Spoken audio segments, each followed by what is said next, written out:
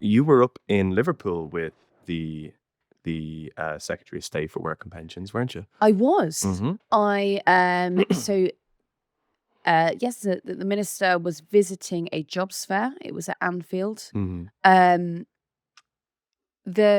She was sort of launching this new fund. Sorry, because it was a week ago, I've got to remember why I actually went. She was launching a new fund that she's giving to a couple of cities across the UK to get young people back into work. It's about supporting young people who are currently on, well, they might be signed off for mental health issues, or they might just be struggling to find a career after school.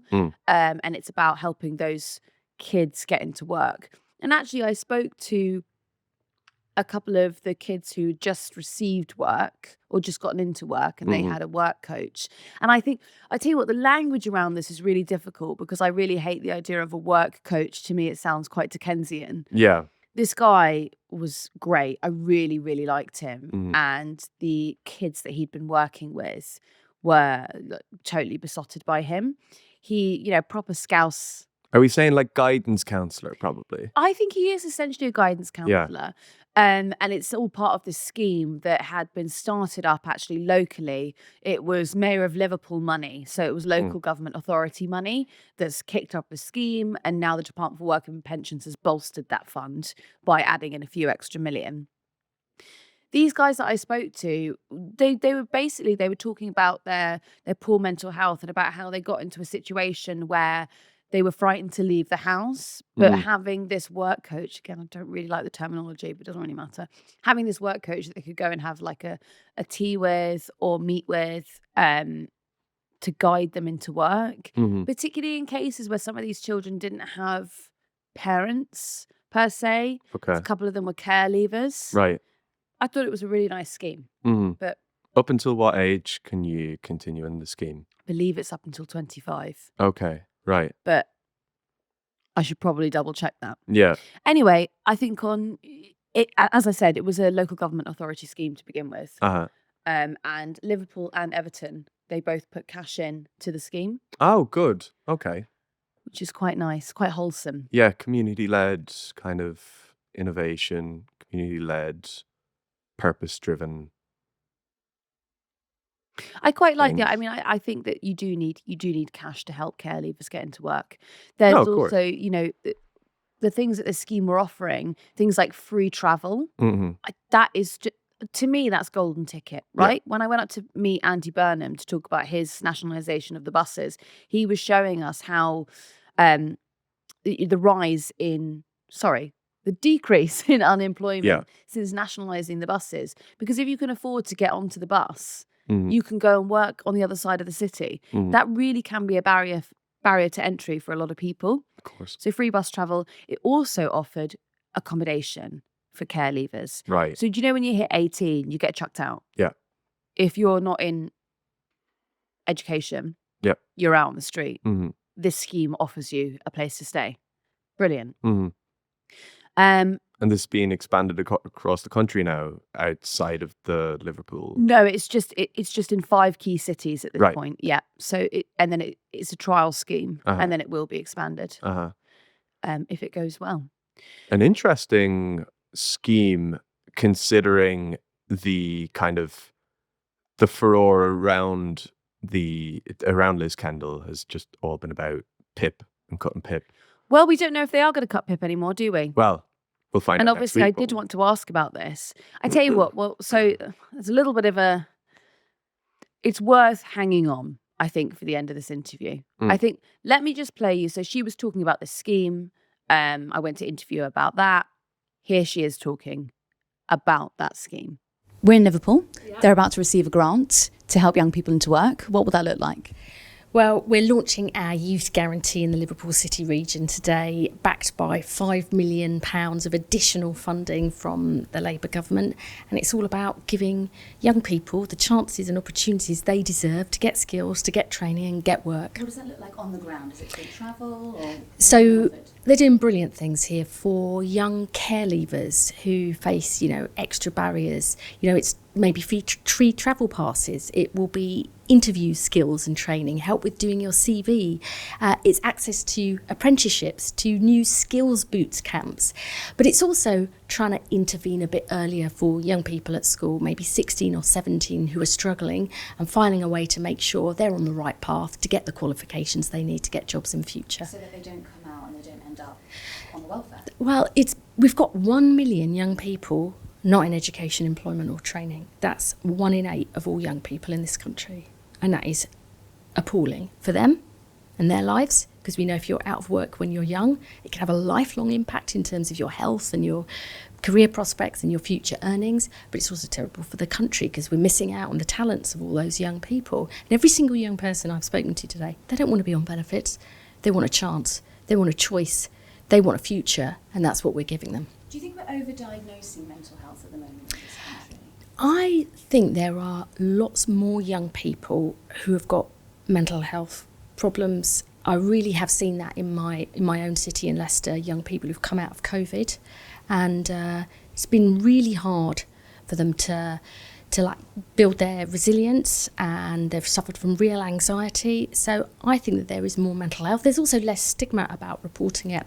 And that's why I'm really proud that a couple of weeks ago, the Labour government announced an additional £46 million to give 1 million more children and young people mental health support this year. That's really important in the schools, in the community, because if you can act early, you really can prevent those mental health problems starting and getting worse. Then what happens though when they leave school? Because we've got an issue at the moment. We've got 3 million people who are receiving universal credit while they're in work. Do you think work is paying in Britain? Well, it's paying more now.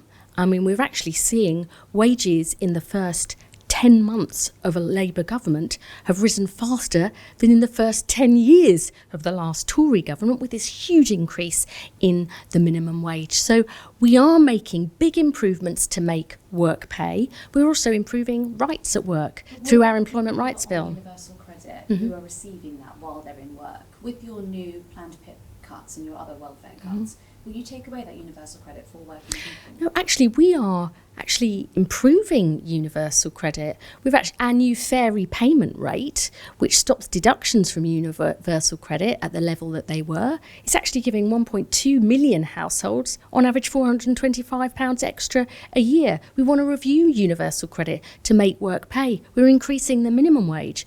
But what we're also doing is creating more good jobs in every part of the country through construction, clean energy and our modern industrial strategy. And what I'm here today to announce as part of our Get Britain Working plan is, okay, we want to create the jobs, make those jobs better quality and better pay, and now we've got to get people the skills, the training, the confidence to get that job. That's better for people and it's better for the country too. And this is when it gets a little bit tricky. So I've just played you the first couple of answers there. Obviously, travelling to Liverpool to meet the Secretary of State, you expect more than 3 minutes.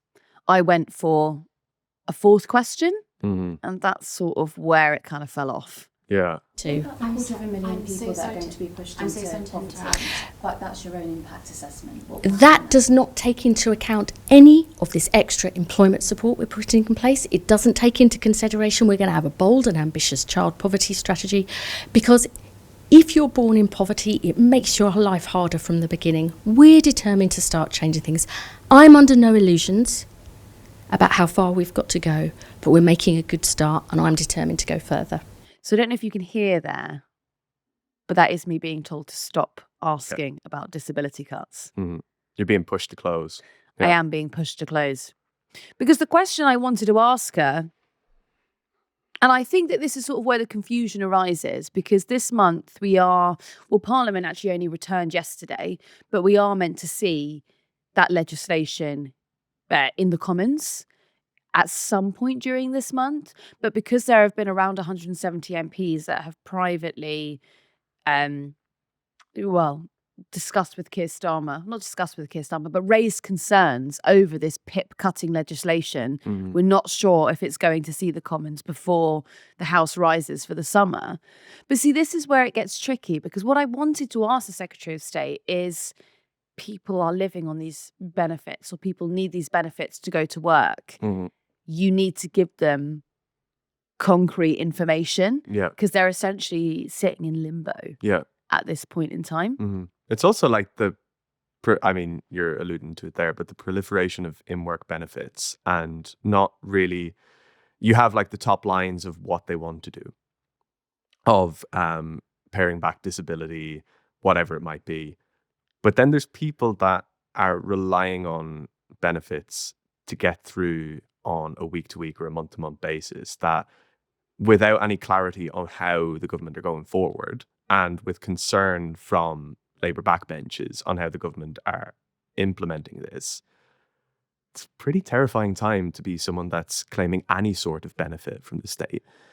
Yeah, absolutely. And when you consider that, PIP payments are sort of like they're an appendage to either welfare you might receive because you can't work, or they're an appendage to your salary. Yeah. So they're things like a mobility car, or they're things like it's a payment to help you work. Yeah. It seems a rather bizarre cut to make. Yeah.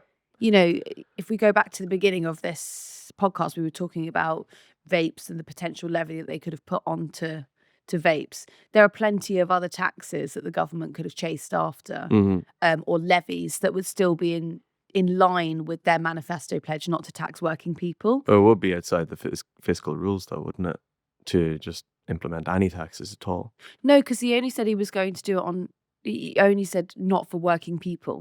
So that capital gains is still wide open. Yep. Land value tax is Digital still there. services, you name it. Yeah. Well, digital services is probably gone now as well, isn't it, with the US trade deal? Well, considering that JD Vance, pretty much, that was one of the first things he said to Keir Starmer in that meeting, wasn't it? He was moaning about the online safety bill and about how that could hurt American businessmen. I wonder, considering you've got upwards of 150 MPs in the Labour Party that are threatening to or considering voting against the government on this, and then naturally the Conservatives, I think I read yesterday or the day before that the Conservatives are going to vote against the PIP cuts, not because of how cruel they are, but because they don't go far enough. But so the will they won't they scrap it is interesting to me, because I wonder, when you had things like the 2-child benefit cap and you had people like John McDonnell and Zara Sultana losing the Labour whip because of their opposition to that, can the government afford to take the whip away from maybe 100, in and around 100 MPs? No, absolutely not. He's also not, there won't be 100 MPs that will rebel against him. I think that it's a very exciting media storm, right? To say this is going to be Starmer's first big defeat in the House of Commons since becoming Prime Minister. It's not going to happen. They are going to amend this legislation. There's still a green paper to come, and there's still a little bit of tweaking that can be done. And what the bulk of the more moderate MPs are asking for is more leniency for people who might have. One of the discrepancies is if you've got, how do I phrase this? If you've got more than one thing, more than one disability, they want sort of a point system so that you're not affected by these cuts, because that's one of the, there's going to be bargaining. They're meeting with the PLP regularly. They're going to tweak things before it meets the division lobby. It's not going to go to the House of Commons in the form that it's in right now. Yeah. And just one more thing I wanted to add on to that. We haven't really spoken about universal credit. The health element of universal credit would be affected by these PIP cuts. But if you remember, during COVID, there was a £20 uplift that was given to people who were on universal credit. And it was actually Labour in the January of 2021 who tabled an opposition day motion to maintain the uplift. This was when the Conservatives were going to slice it back off again. Yeah. So that was Keir Starmer who put that forward. And it did actually pass unanimously. I think it was at nearly 300 votes it passed by, because Conservative MPs were advised to abstain, possibly because the optics of saying, well, all of these Conservative MPs voted to push people back into poverty wasn't a real good look. Yeah. Especially in January 2021, you're during the pandemic at that point as well. Absolutely. Yeah. But, keeping that £20 uplift, these people on universal credit, that wasn't adjusted during inflation. We had at one point, 11% inflation. And just for the people at the back, when food prices rise, when energy prices rise, well, energy's a little bit different, but food, certainly, they don't go back down again. No. Once bread hits £1.50 a loaf, it stays there. It stays there and goes further. Yeah. Yeah. So you're looking at compound interest, right? On all of these items. People on universal credit still haven't had an uplift. Yeah. Or a tangible one, a significant one. Yeah. It's always playing catch up with the cost of living. You're never on par, or you're never hitting parity with what you were once able to afford, especially since like the mini budget, 2022 mini budget. Like the disparity between what you earn if you're on benefits and what you can afford to buy has grown wider and wider and wider, and there's no meeting. There's no narrowing of that gap. Absolutely. At any point. And so then when, like, this, as I was saying earlier, like the uncertainty around how any of these how any of your benefits outside of disability benefits or health related benefits are affected by the reforms, when you're already in a position where you've spent 5 or 6 years really scrimping, and you're unsure of how you're going to be impacted in a year's time, it's not a good place to be in. But it's a totally nonsensical position for the government to take as well, because this is what I would have liked to have asked this Kendall about. I do think that people should be helped into work. I think that for many people, work gives you purpose. But for a lot of people who aren't in work, it's because they are not able to get into work. And it might be because they don't have access to a car, or they don't have access to particular equipment that they need. Cutting the PIP payment that is there to supply the help to get into work, that to me is nonsensical. Yeah, you need to put structures in place to allow people into work, or to empower people to, whether it's things like grants to work from home for people who have mobility issues or whatever it might be. You need to have these things in place, and you need to see a direct impact of the work that you're doing to make it feasible for people who can't work now to work. And then you can maybe consider paring back on other things like disability benefits, like out of work benefits, like health benefits. But to do that before you put any consideration, investment, or research into why people aren't working in the first place is, I don't know, it's cutting off your nose to spite your face. And twinned with the push against people working from home, the government push to get people back into the office. Stupid. Silly. Then, I'd be really interested to know how many people have become semi-agoraphobic from the pandemic and who benefit from working from home. Yeah. It makes more sense to have people working from home than not working. Well, I don't work in the Department for Work and Pensions. But if I did, I'd probably say something like that. The DWP are on a massive recruitment drive to get thousands of new... That's what the defence spending is for. They're going to get new soldiers to knock on people's doors who are working from home and force them to find an office to work in. Yeah.